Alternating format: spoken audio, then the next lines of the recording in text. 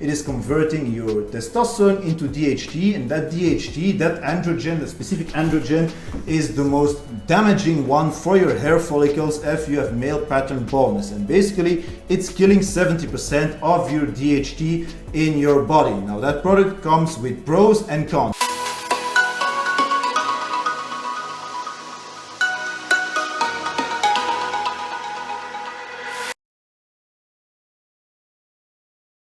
What's up folks, it's Uranus, we're in Brussels, welcome to another video. So not too long ago I made a video about my hair loss since I'm on HRT or testosterone replacement therapy and since I tried SARMS. See, I have male pattern baldness genes, and that process of miniaturization had begun as soon as I started hormonal replacement therapy. In the span of 2 to 3 years I lost a great amount of density on my hair and I was well on my way to looking like my grandfather at the same age. Now, I had never had any testosterone into my body up until the age of 26 years old when I started treatment. That because of pituitary issues. And before that, I still basically had a perfect hairline like a child, and I didn't know that I had male pattern baldness genes. On top of that, on top of starting treatment, HRT, I added other stuff, other garbage like ostarine and LGD, and that severely damaged my hair. But as you can see, I still have a great amount of hair left on my head, and although I live year-round with high testosterone levels, I still managed to keep a great amount of hair on my head and I haven't lost any ground in the last years. But I had to take action at one point, and that's why we're here today. I will tell you exactly what my anti-hair loss protocol is, product by product. Now, what exactly am I taking to keep hair on my head? Alright, c'est parti. So the very first product I'm using against hair loss is Nizoral shampoo. I'm basically cleaning my hair twice per week with this shampoo. Originally, it's an anti-fungi and it's an anti-dandruff shampoo. It's also a good thing because I used to have dandruff and this stuff really helps. Now, there's a 1% version and there's a 2% version. I'm buying the 2% because it's a little bit stronger, and I'm buying it in the pharmacy here down the street, but you don't need a prescription for this shampoo. Now, the component that you're looking inside of this that is actually active against hair loss is ketoconazole. Basically, it's a light anti-androgen, and once you apply it on your scalp, it's supposed to remove a bit of the androgens that are attacking your hair follicles. So I'm showering twice per week with this, and I'm leaving it on my hair for just about 10 minutes. Now, the negative side effects of this product is that it's drying the fuck out of your hair. I literally have pictures where it looks like I have a dead raccoon on my head because I use Nizoral. So basically what I do now is, I don't tell her, but I'm usually mixing this product with my girlfriend's shampoo, and then my hair is less dry. But that is the very first thing that you can do against hair loss. It's using Nizoral. Now, there are a couple of other brands out there that also have ketoconazole, but they're not necessarily all available in Belgium. I'm buying mine at the local pharmacy, but I saw there are some versions on Amazon too, but the prices aren't necessarily better. The most important thing is that you leave it for around 10 minutes on your hair, so it has the time to actually work, and then really rinse it out. So number one, Nizoral shampoo. A little over a year ago, I added my second product and my second topical product, and that is Minoxidil 5%. I started using this just a little more than a year ago. Now I'm using 1 milliliter twice per day.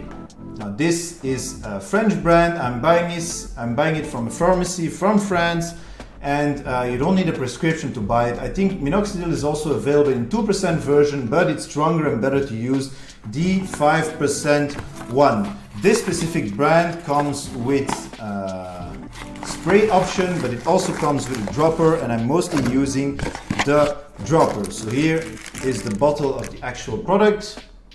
There's 60 milliliters in there, so I'm using 2 milliliters per day, so that's 30 days in one tub, one flacon, like that. So I'm using one milliliter on the regions where I'm supposed to use it. In the front and so on, the selected areas, I'm using the dropper, 1 milliliter in the morning and 1 milliliter in the evening. I've never actually used the spray version because I don't know, the dilutant is ether and I'm relatively clumsy, and I think I would put it in my own freaking eyes. There's also a foam version that you can buy on Amazon, like Rogaine, but I prefer to use this French version. Basically, Minoxidil is increasing the blood flow where it is applied. By increasing the blood flow and the vasodilation, it is also helping nutrients to arrive in your hair follicles, and it is accelerating the natural growth of your hair. There's a couple of cycles in your hair growth process and it's accelerating that. Now, supposedly I've read a lot online that there is some form of shedding phase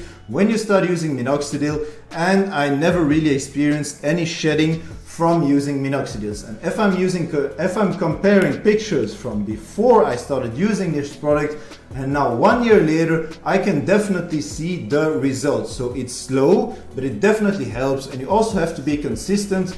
I just put it next to my toothbrush. You brush your teeth in the morning and in the evening, and at the same time, well, you can apply some Minoxidil on your hair. Now, it's not a miracle product and it doesn't work for everybody. The next product we're gonna talk about is much more important than any Minoxidil. I started using Finasteride just more than 3 years ago.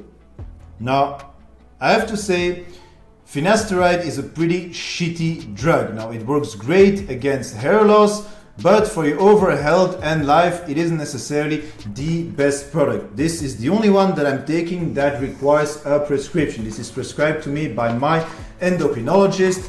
Now, these are the 5 milligram tabs.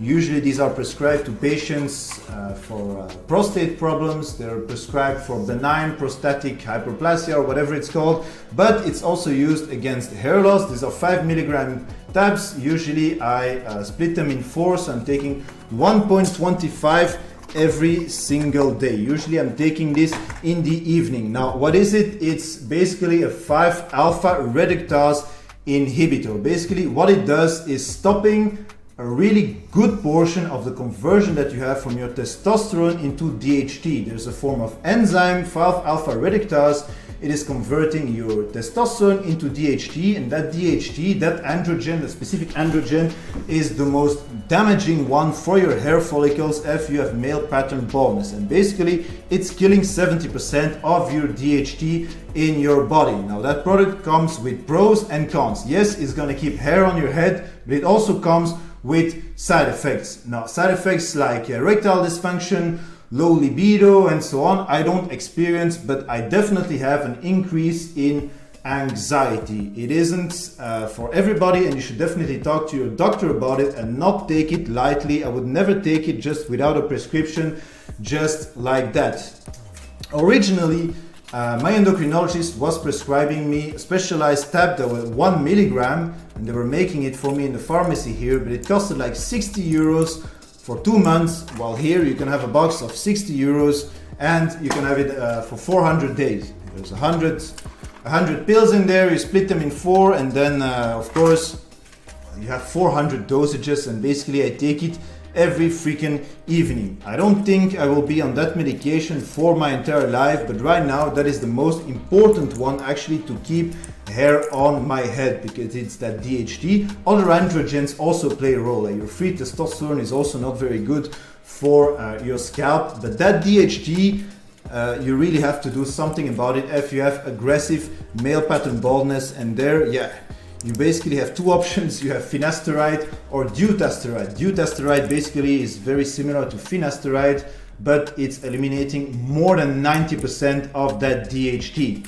Here you're eliminating 70% of that DHT, so you're probably going to have less symptoms. But that DHT in your body is also important for cognitive functions, for libido, for well-being. Some say it helps with muscle building and so on. So you really have to know what you're getting into before you start taking this shit. To be honest, I really hate having to take Finasteride, but I really also like to still have some hair on my head. The last thing I'm doing for my hair, well, there's already a lot of things I'm doing, but the 4th thing I'm doing is I am derma rolling once per week. Don't know if you can see it as closely as I am, but that is a derma roller, and I'm using it once per week on my scalp. Now I have to say, of all the things I'm doing, the derma rolling, I'm very consistent with the Minoxidil twice per day. I'm pretty much never forgetting about that shit, even if I'm sleeping somewhere else for a night or I'm going on a holiday. It's basically always with me. The Finasteride, I'm also extremely consistent with it. The ketoconazole shampoo too, you need consistency if you want to keep hair on your head. But the derma rolling part, I have to say, I have a tendency to forget to puncture holes into my scalp. So basically, what you're doing with this thing is you're puncturing very small little holes into your scalp, and supposedly you're stimulating blood flow, circulation into your scalp, and it helps to grow your hair. There's supposedly the release of growth factors, and supposedly it also enhances the result of Minoxidil. Now I've read you're never supposed to use Minoxidil or any other topicals like RU58 the same day that you're microneedling, because you don't want that shit to get into your bloodstream and become systemic. But this thing, I know a lot of people that are fighting hair loss are using derma rollers and have very good results. I should be a little bit more consistent with that procedure. Now, I'm not gonna say it hurts, but it's definitely not that comfortable to do it. The first derma roller I bought was actually on Amazon, and it was only 0.5 millimeters, and apparently that's good for skincare and scars and so on. But if you really want to have results on your scalp regarding hair loss, you need to go a little bit deeper, and you have to buy 1.5 millimeter derma rollers. So there's a couple of hundreds of needles in there, and you're basically puncturing your scalp once per week. It's all about increasing blood flow, blood circulation and oxygenation in your scalp to bring those nutrient in articule, putain. Anyway, bring the nutrients in, and then you want to kill off your DHT at the same time. That is the solution to keep your hair on your freaking scalp. Now, the Nisol shampoo, it's not costing me that much. I think I'm spending like 10 to 15 euros per month for a pharma grade product. The derma roller, where you're only paying once for it. I think I bought, it's actually this one. I bought this one on Amazon for like 15 or 20 euros. Good reviews, it's good quality build. You want to make sure you disinfect this shit every time you're using it afterwards, because there can be a bit of blood on there. After all, you're sticking sharp objects into your body, but you don't want to cheap out on that one. You're only buying it once anyway, and then use it for like forever. It's a good quality.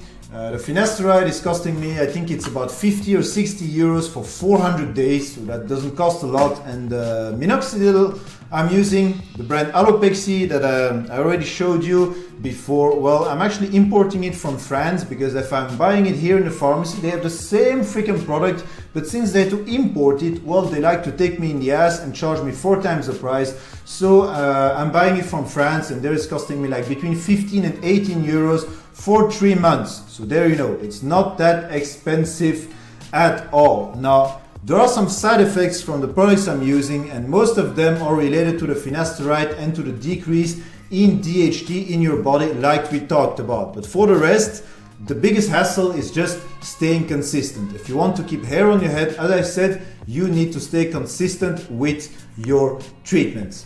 Alright, that was it, guys. Those are the 4 things I'm doing at the moment to defend my hairline against hair loss and the DHT freaking Reaper. Let me know what you thought of the video in the comments. Let me know if you're also on an anti-hair loss protocol. Can you do the YouTube things? Subscribe to my channel, give me a thumbs up, and I will catch you on the next one. Uranus out.